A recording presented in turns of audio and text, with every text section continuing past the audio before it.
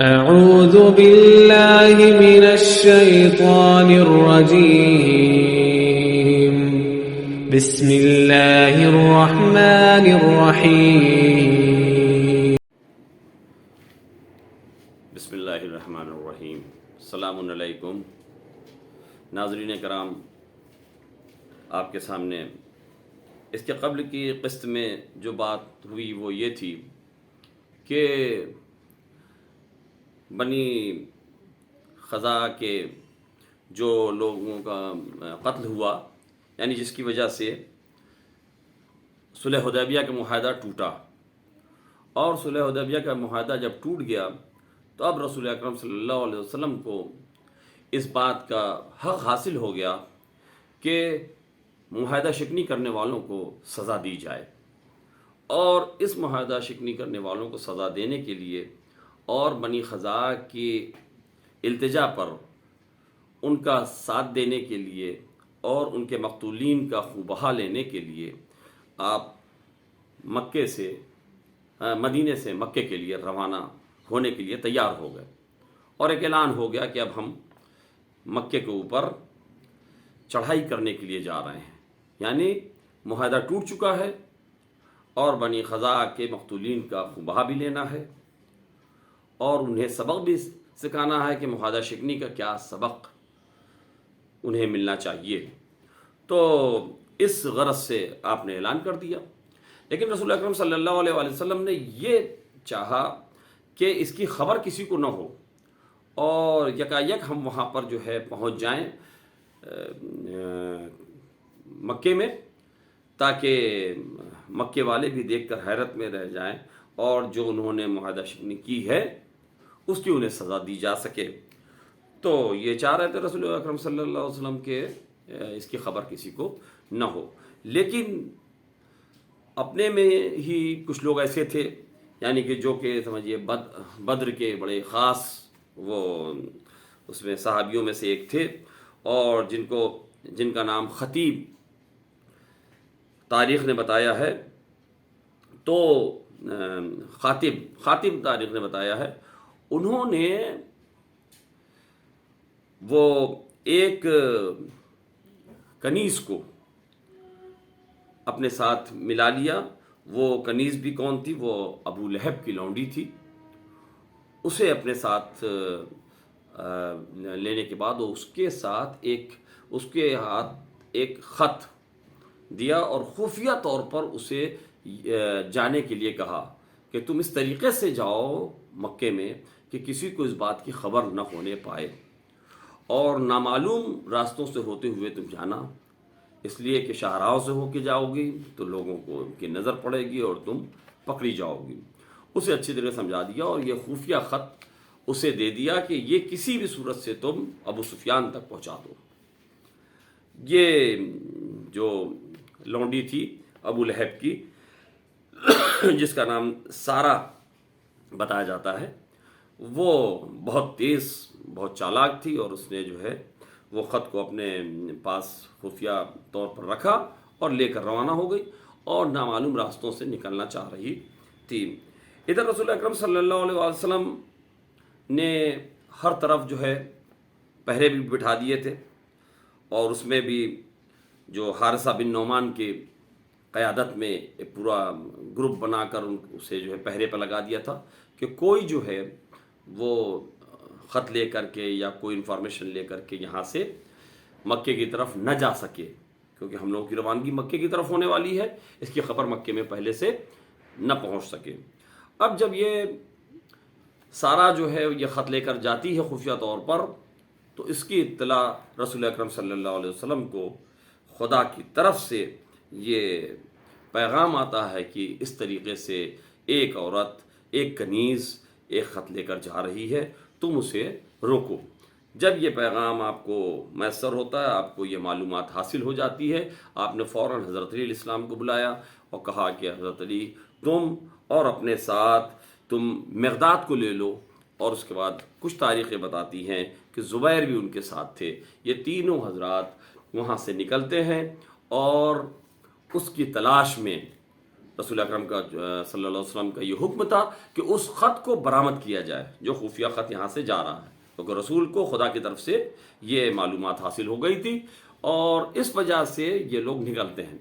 اب جب یہ لوگ نکلتے ہیں اور نکلنے کے بعد جو حارثہ بن نعمان جو لوگ پہرے پر بیٹھے ہوئے تھے ان لوگوں سے دریافت کرتے ہیں کہ بھائی کوئی ادھر سے کوئی خاتون کوئی کنیز ادھر سے نکلی ہے، تو وہ اتنی چالاکی سے نکلی تھی کہ کسی کو کچھ پتہ بھی نہیں چل سکا، یہ پہرے پر جو بیٹھے تھے یہ بھی نہیں بتا سکے۔ آخر میں وہاں پر جو لکڑیاں بننے والے کچھ لوگ تھے ان لکڑی بننے والوں میں سے کسی سے دریافت کیا گیا تو اس نے کہا کہ ہاں ایک سیاہ پوش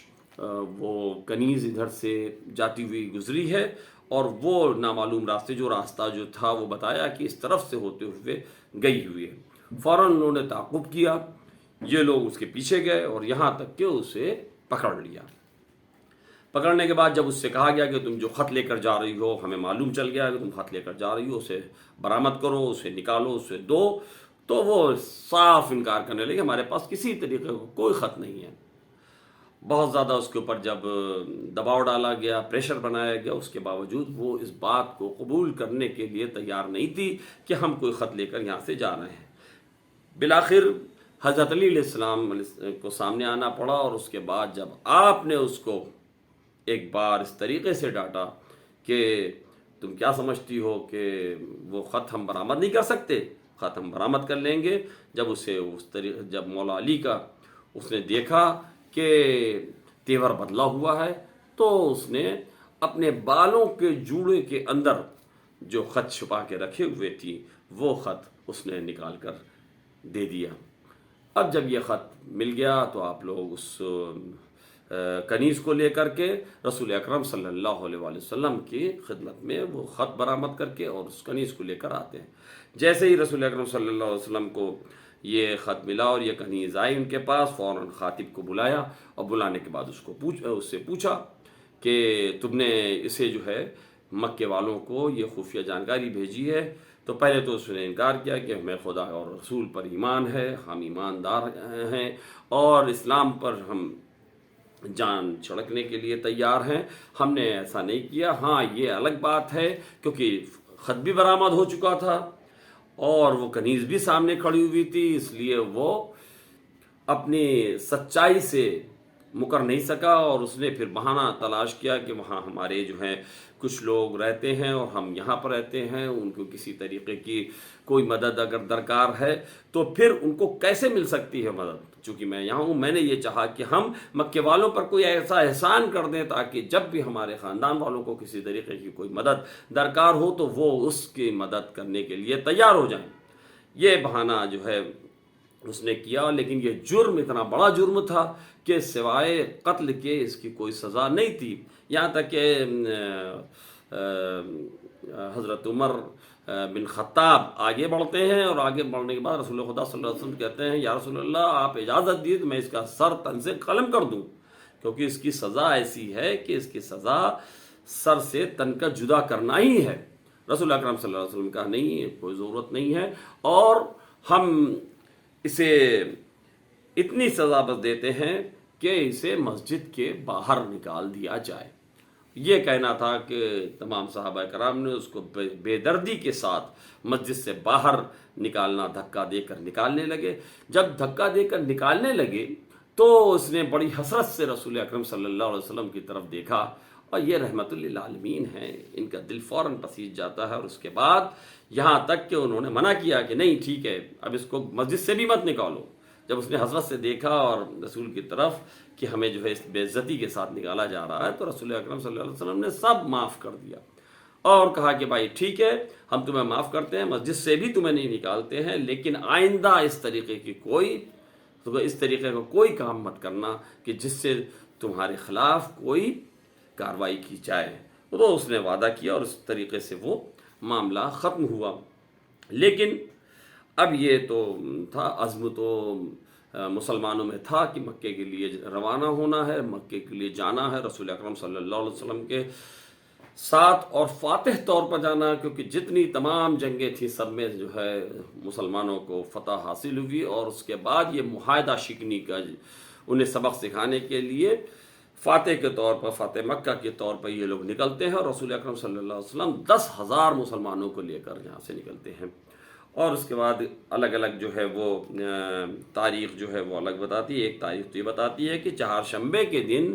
ماہ رمضان کی 10 تاریخ کو سن 8 ہجری میں رسول اکرم صلی اللہ علیہ وآلہ وسلم اپنے ان مسلمانوں کو ساتھ میں 10,000 مسلمانوں کو ساتھ میں لے کر مکے کے لیے روانہ ہوئے، جو کہ سن عیسوی کے اعتبار سے 1 جنوری 633 عیسوی جو ہے وہ بنتا ہے، 1 جنوری 633 عیسوی کو وہ وہاں سے نکلے۔ لیکن علامہ طبرسی یہ کہتے ہیں کہ رسول اکرم صلی اللہ علیہ وسلم 2 رمضان المبارک کو سن 8 ہجری میں بعد نماز عصر، چونکہ اس دن جمعہ تھا، جمعہ کی نماز پڑھنے کے بعد، عصر کی نماز ادا کرنے کے بعد آپ حضرات وہاں سے نکلتے ہیں فتح مکہ کے لیے، اور 2 رمضان سن 8 ہجری کو وہاں سے روانگی ہوتی ہے۔ اس اعتبار سے فتح مکہ کا کچھ مورخین نے 8 رمضان المبارک کو فتح مکہ کی تاریخ بتائی ہے، تو اس 2 رمضان کے اعتبار سے وہ 8 رمضان جو ہے وہ صحیح معلوم ہوتی ہے۔ لیکن اب جب یہ لوگ چلتے ہیں تو چونکہ رمضان ماہ رمضان ہے، اس لیے روزے سے آپ تھے، رسول اکرم اور تمام مسلمان روزے سے تھے۔ لیکن تاریخ داں بتاتے ہیں کہ کچھ دور چلنے کے بعد ایک مقام پر، مقام کرار الغمیم پہ جب رسول اکرم صلی اللہ علیہ وسلم پہنچتے ہیں تو آپ نے لوگوں کو حکم دیا کہ ہمارا روزہ قصر ہو گیا ہے، اس لیے جو لوگ روزہ ہیں وہ جو روزے سے جو لوگ ہیں سب اپنے اپنے روزے کو کھول دیں۔ اور وہیں پر رسول اکرم صلی اللہ علیہ وسلم نے اپنا روزہ کھولا، افطار کیا، اور لوگوں کو بھی حکم دیا کہ اپنے اپنے روزے کھول دیں۔ تمام مسلمانوں نے تو روزے کھول دیے، لیکن کچھ لوگ ایسے تھے کہ جنہوں نے روزے نہیں کھولے، کیونکہ ان کو ایسا لگ رہا تھا کہ اب جب ہم نے روزہ رکھ لیا تو پھر اب روزہ توڑنے کا کیا مقصد ہے۔ لیکن یہ نہیں جانتے کہ جس نے روزہ رکھنے کو حکم دیا ہے وہی روزہ توڑنے کا بھی حکم دے رہا ہے، تو آپ کو اس کے حکم کی تعمیل کرنا ہے نا۔ شریعت رسول اکرم صلی اللہ علیہ وسلم کی جو بات ہے وہ ہے نا کہ آپ کے دل میں جو چاہ رہا ہے کہ ہم روزہ رکھے ہوئے ہیں تو جب تک ہم روزہ پورا کر نہیں لیں گے تب تک ہم نہیں توڑیں گے، اس لیے ان لوگوں نے وہ روزہ نہیں توڑا۔ اور ایسے میں رسول اکرم صلی اللہ علیہ وسلم نے فرمایا کہ وہ گنہگار ہیں، اور یہ تمام تاریخ داں نے اس بات کو لکھا ہے کہ یہ رسول اکرم صلی اللہ علیہ وسلم نے کہا کہ جن لوگوں نے روزہ نہیں توڑا ہے، جن لوگوں نے افطار نہیں کیا ہے، وہ گنہگار ہیں۔ اور یہیں سے جو ہے وہ بات آتی ہے وہ روزے کا قصر کی۔ اور مسلمانوں میں جو آج بھی شریعت جاری ہے، یعنی شریعت محمدی جو جاری ہے، اس میں روزہ قصر مانا جاتا ہے۔ لیکن بہت سارے فرقے ایسے ہیں جو روزے کو قصر نہیں مانتے ہیں، سفر کے دوران روزے کو قصر نہیں مانتے ہیں۔ لیکن رسول اکرم صلی اللہ علیہ وسلم کی جو وہ ہے عمل ہے، اس اعتبار سے روزے کو قصر کرنا ضروری ہے، یہ اسلام کا حکم ہے۔ اب اس کے بعد یہ ہوا کہ یہاں بہت سارے ایسے فرقے کے حضرات ہیں جو سفر ہونے پر روزے کو پوری طریقے سے مطلق جو ہے وہ قصر نہیں مانتے ہیں، اور یہ چاہتے ہیں کہ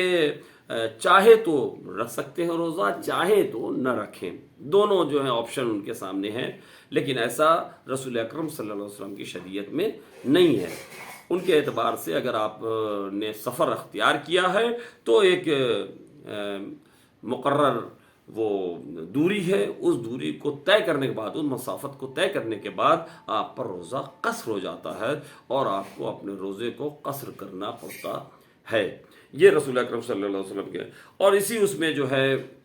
اور بھی جو مورخین ہیں جس میں ابن کثیر اور تھے،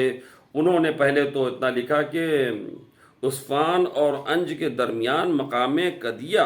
پر رسول اکرم صلی اللہ علیہ وسلم نے روزہ کھولا، لیکن بعد میں انہوں نے صحیح مسلم کے اعتبار سے یہ کہنے پر وہ بھی مجبور ہو گئے، یہ لکھنے پر وہ بھی مجبور ہو گئے کہ جو لوگوں نے روزہ نہیں کھولا تھا یہ لوگ گنہگار ہیں، رسول اکرم صلی اللہ علیہ وسلم نے ان کو کہا کہ یہ لوگ گنہگار ہیں جن لوگوں نے روزہ نہیں کھولا. اور طبقات ابن سعد نے جس کا دل چاہے وہ روزہ کھول ڈالے، انہوں نے طبقات ابن سعد میں یہ لکھا ہے کہ رسول اکرم صلی اللہ علیہ وسلم نے یہ کہا کہ جس کا دل چاہے وہ روزہ کھول ڈالے. تو اس سے وہ جو آج جو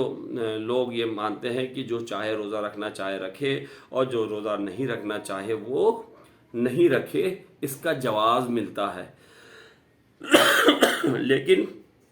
اصل جو رسول کا عمل تھا وہ یہ تھا کہ سب کو روزہ کھولنے کے لیے کہا، اور جنہوں نے روزہ نہیں کھولا ان کو گنہگار کہا. یہ مسئلہ تھا. اس طریقے سے جو ہے وہاں روزہ قصر کرنے کے بعد آپ لوگ جو ہیں مکہ میں پہنچتے، اور ابھی مکے کے باہر ہی آپ لوگوں نے قیام کیا تھا. 10,000 لوگ انہوں نے قیام کیا تھا، اور جب وہاں پر قیام کیا تو یہاں پر وہ کہہ رہا ہے کہ جو کہ حمید جو تاریخ داں ہیں انہوں نے اس کی جو پس منظر کھینچا اور اس کا جو ہے تصویر کھینچی ہے، وہ اس طریقے سے کھینچی کہ ابھی وہاں مکے میں اہل مکہ جو ہے تیاریوں میں مصروف تھے کہ سرکار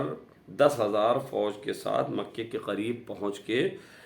خیمہ زن ہوئے. اب جب یہ پہنچے تو ابو سفیان رسول خدا سے ملنے کے لیے آ رہے تھے. آگے یہ لکھتے ہیں کہ سرکار کے چچا حضرت عباس سے ملاقات ہوئی. استفسار کرنے پر حضرت عباس نے جواب دیا کہ رسول خدا 10,000 فوج کے ساتھ فوج کشی کے ارادے سے تشریف لائے ہیں. ابو سفیان نے پوچھا تو اب ہمیں کیا کرنا چاہیے؟ حضرت عباس نے جواب دیا کہ میرے خیال سے ہتھیار ڈال دو، ورنہ تمہاری خیر نہیں. ابو سفیان حضرت عباس کے ہمراہ رسول خدا کے خدمت میں حاضر ہوئے اور مشرف با اسلام ہوئے. وہاں سے ابو سفیان نے مکہ مراجعت کی اور قریش کو یقین دلایا کہ فاتح عرب کا مقابلہ آسان نہیں ہے. تاریخ مسلمانان عالم جلد 1 صفحہ 87 صفحہ 87 پر یہ کہ حمید لکھتے ہیں کہ رسول اکرم صلی اللہ علیہ وسلم کے پاس جانے کے پہلے ان کی ملاقات، ابو سفیان کی ملاقات حضرت عباس سے ہوتی ہے جو رسول خدا کے چچا ہیں، اور ان سے بات ہوتی ہے. آپ نے بتایا کہ رسول اکرم صلی اللہ علیہ وسلم 10,000 مسلمانوں کے ساتھ یہاں پر آ گئے ہیں، اور جب انہوں نے کہا کہ ان سے تجویز مانگی، ان سے رائے مانگی، تو آپ نے یہ کہا کہ تم ہتھیار ڈال دو. اور اس کے بعد انہوں نے ہتھیار ڈال دیا. یعنی ہتھیار ڈالنے کا مطلب کہ یہ رسول اکرم صلی اللہ علیہ وسلم کے پاس جا کر انہوں نے ہتھیار ڈال دیا. اب اسی کو جو ہے تمام مورخین نے 2 طریقے سے لکھا ہے. ہتھیار ڈالنے کو عربی میں ہتھیار ڈالنے کو استسلام کہتے ہیں. مورخین نے یہ لکھا کہ جب یہ گئے ہیں تو انہوں نے اسلام قبول کیا. استسلام اور اسلام میں تھوڑا سا فرق ہے. استسلام انہوں نے کیا کہ اسلام قبول کیا، یہ جو ہے بات سمجھ میں نہیں آتی. اور اگر اسلام قبول بھی کیا تو وہ اسلام نہیں تھا ان کا، کیونکہ مجبوری میں انہوں نے اسلام قبول کیا، وہ استسلام ہی تھا. یعنی کہ انہوں نے ہتھیار ڈال دیے. جب لے کر جو ہے جناب عباس ان کو رسول اکرم صلی اللہ علیہ وسلم کے پاس جاتے ہیں تو انہوں نے اسلام نہیں قبول کیا بلکہ اپنا ہتھیار ڈال دیا اور استسلام قبول کیا. یعنی کہ ہتھیار انہوں نے ڈال دیا. اس چیز کو آگے بھی آپ دیکھ سکتے ہیں کہ جو اب حضرت عباس کے مشورے پر کے ہتھیار ڈال دو. جب ابو سفیان خدمت رسول میں آئے تو جسے کہا جا رہا ہے مشرف با اسلام ہوئے، وہ اسلام ہے یا استسلام، اس کا ہر شخص فیصلہ کر سکتا ہے. اور اس حقیقت کو واشگاف انداز میں حضرت علی ابن ابی طالب علیہ السلام نے آل ابو سفیان کے بارے میں نمایاں کیا ان الفاظ میں کہ مولا علی نے جو ہے ان الفاظ میں اس بات کی تصدیق کر دی جو نہج البلاغہ کے مطبوعہ مصر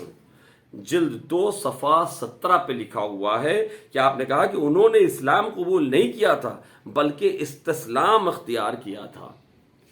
اور کفر کو دل میں چھپا لیا تھا. یعنی بظاہر تو انہوں نے اسلام اختیار کر لیا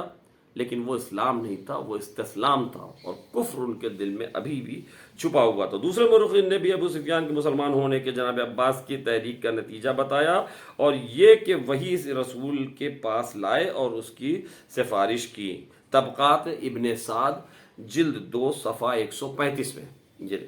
اور اس کے بعد بخاری کی بھی یہی روایت ہے، اور اس کے بعد یہاں پر ابن اسیر لکھتے ہیں کہ رسول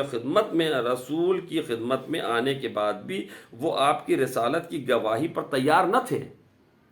جب رسول خدا کی خدمت میں آ بھی گئے تب بھی وہ رسالت کی گواہی دینے کے لیے تیار نہیں تھے۔ اس سے صاف ظاہر ہو رہا ہے کہ وہ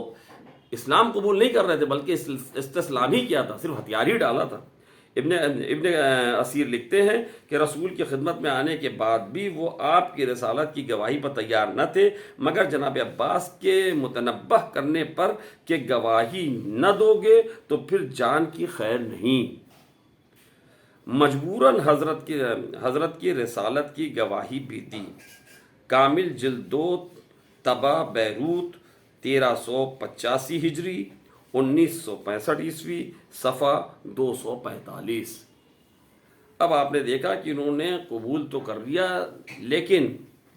قبول کرنے کے باوجود وہ دل سے تھوڑی قبول کیا جاتا ہے، کیونکہ جو اتنا زیادہ اتنی اس میں طرح طرح سے ہر مہم میں سب سے آگے رہا ہو اسلام کو نقصان پہنچانے کے لیے، وہ اتنی آسانی سے اس کے دل میں اسلام بیٹھ نہیں سکتا۔ وہ طاقت دیکھ کر اسلام کو قبول، زبان پہ کلمہ پڑھ لینا اور بات ہے، لیکن دل سے اسلام کو قبول کرنا یہ اور بات ہے۔ مجبوری میں جب انسان اسلام قبول کرتا ہے تو وہ اسلام نہیں ہوتا، بلکہ وہ جو شکست خوردہ لوگ ہوتے ہیں ان کی مجبوری ہوتی ہے کہ اس کے علاوہ کوئی راستہ نہیں ہے، سر سے تن سے سر جدا ہو جائے گا، تو ایسے میں اپنی جان بچانے کے لیے جو ہے وہ اسلام قبول کر لو۔ لیکن کیا ان کے دل میں اسلام کی محبت آ سکتی ہے؟ کبھی نہیں آ سکتی۔ جو ڈر کی وجہ سے اسلام قبول کرتے ہیں وہ ان کے دل میں اسلام کی محبت، اور ان کے تمام رویے سے تمام تاریخ بتاتی ہے کہ اس کے بعد کی پوری تاریخ بتاتی ہے کہ ہر موقع پر ان کے دل میں اسلام کے خلاف خوش ہونے کی، یعنی جب بھی اسلام کو نقصان پہنچتا تھا یہ خوش ہوتے تھے۔ تمام ان کے عمل سے یہ ثابت ہوتا ہے کہ چاہے اس کے بعد قیصر روم سے لڑائی ہوئی ہو، اس میں جو ہے ان کے جو جملے ہیں سامنے آئے ہیں جو تاریخ نے محفوظ کیا، آگے یہ بات آئے گی، چاہے دوسری جنگ ہوئی ہو، جہاں پر اسلام کو نقصان پہنچ رہا ہے وہاں پر انہیں خوشی محسوس ہوتی تھی، اور جہاں پر اسلام کو فائدہ پہنچ رہا ہے وہاں یہ رنجیدہ ہوا کرتے تھے۔ کیوں؟ کیونکہ یہ مجبوری میں اسلام انہوں نے قبول کیا تھا، اور بائی فورس اسلام قبول کیا تھا، اس وجہ سے ان کے ساتھ ایسا ہوا۔ یہ اب اس کے آگے کی بات آئندہ قسط میں آپ کے سامنے پیش کی جائے گی۔ وآخر الدعوانا ان الحمد للہ رب العالمین۔